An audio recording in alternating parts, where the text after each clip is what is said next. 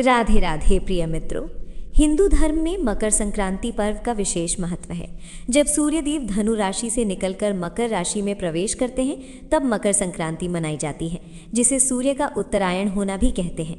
और इसी दिन से खर मास में रुके हुए सभी शुभ मांगलिक कार्य फिर से प्रारंभ हो जाते हैं। नए साल का सबसे पहला पर्व मकर संक्रांति होता है और इस बार साल 2026 में 14 जनवरी को मकर संक्रांति का पर्व मनाया जाएगा। 14 जनवरी को दोपहर में 3:13 पर सूर्य नारायण मकर राशि में प्रवेश करेंगे। ऐसे में 14 जनवरी को ही मकर संक्रांति का पर्व मनाकर इसी दिन गंगा स्नान और फिर दान किया जाएगा। मकर संक्रांति के दिन गंगा जी में स्नान करने के बाद दान देने की विशेष परंपरा है और इस दिन पुण्यकाल और महापुण्यकाल को दान देने के लिए या फिर किसी भी कार्य की सिद्धि के लिए सबसे शुभ समय माना जाता है।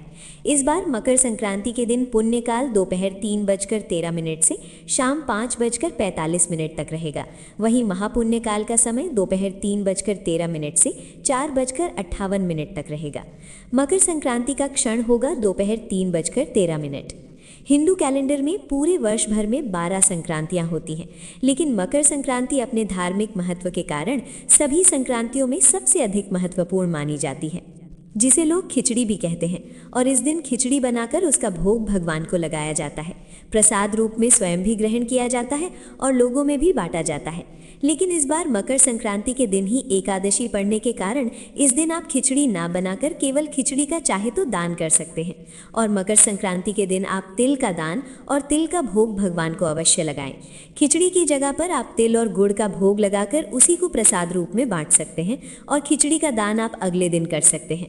मकर संक्रांति के दिन सुबह उठकर अगर हो सके तो गंगा जी में स्नान करें या फिर घर पर ही नहाने के पानी में काले तिल और गंगा जल मिलाकर स्नान करें।